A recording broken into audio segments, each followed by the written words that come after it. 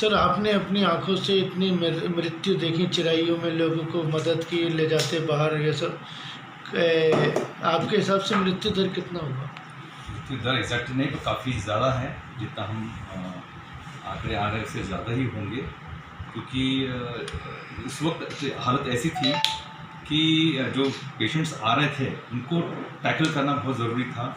Deaths की तरफ हमारा जो आंकड़ा होना चाहिए वो प्रॉपर आ नहीं पा रहा था, पर जो डेथ्स हुई हैं काफ़ी हुई हैं। सर, आपका नाम, हॉस्पिटल का नाम? मैं गैस्ट्रो सर्जन भी हूँ, और मध्य प्रदेश शासन की जो कोविड की एडवाइजरी कमेटी है उसका मैं मेंबर भी हूँ। तो उस नाते मैं बीच बीच में कुछ सुझाव भी देता रहता हूँ शासन को, प्रशासन को भी।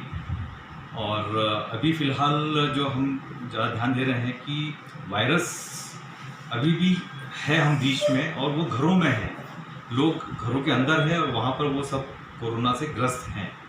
तो अभी सबसे इम्पोर्टेंट काम है कि हमें घर घर जाकर उनका स्क्रीनिंग करना, पता करना कि सही में पॉजिटिव है कि नहीं है। कई लोग ऐसे हैं जिनको पता नहीं कि वो इन्फेक्टेड हैं, सिम्टम्स हैं पर घरों के अंदर है। तो ऐसे में हम जाकर उनको स्क्रीन करते हैं, उनका टेस्ट करते हैं, और पॉजिटिव आने के बाद हम उनको परामर्श देते हैं कि आपको घर पे रहकर या आइसोलेशन सेंटर में जाकर ट्रीटमेंट लेना है या एडमिट होना है। तो ये अभी पूरा अभी भोपाल में तो हम पूरा यहाँ कर ही रहे हैं, ऐसा प्रदेश में भी चालू हो गया है। सर, एज अ गेस्ट्रो आप भी हैं, तो सर ज़्यादातर जो पेट की समस्या आ रही है तो पहले भी आती थी, तो इस समय वो क्या उसके सिम्टम्स है कि ये कोविड में ही है पेट दर्द या पेट की प्रॉब्लम है? कई पेशेंट्स ऐसे देखे गए हैं कि उनका प्रेजेंटेशन पहले क्या था कि बुखार आना, खांसी आना, शरीर दर्द होना, ये था। पर कई पेशेंट्स में हमने देखा है कि लूज मोशंस हो रहे हैं, शरीर दर्द हो रहा है, ये प्रेजेंटेशन था।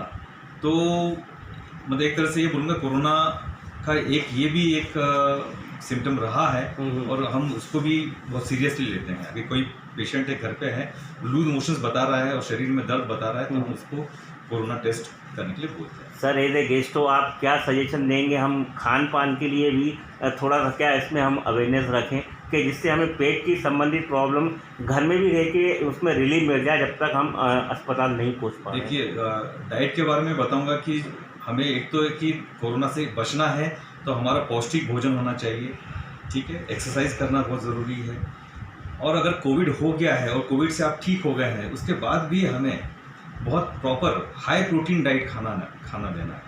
हाई प्रोटीन डाइट लेंगे तो आपकी रिकवरी बहुत फास्ट होगी।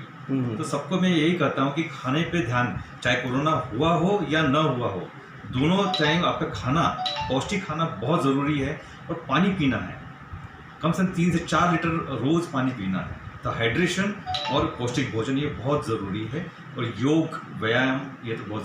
सर, आप जो चिराइयों में फुल टाइम रहे, इस कोविड के जो पिछले महीने से अभी तक के पेशेंटों की संख्या सर बढ़ी है या डाउन हुई? अब काफ़ी कम हो गई है, अब पलंग भी मिल रहे हैं, आपने देखा होगा। बस ये है कि इसका मतलब कि अब जो सीरियसनेस था वो कम हुआ है, तो पेशेंट का नंबर अभी भी मुझे नहीं लगता कम हुआ होगा, क्योंकि लोग घरों के अंदर है, लोग गांव में हैं जो अफेक्टेड है, जो कि अभी बाहर नहीं आ रहे हैं, या टेस्ट करवाने नहीं आ रहे हैं, या दिखाने नहीं आ रहे हैं। तो इसलिए मैं अभी ये नहीं कहूँगा कि बहुत कम हुआ है, अभी है, अंदर है, छुपा हुआ है।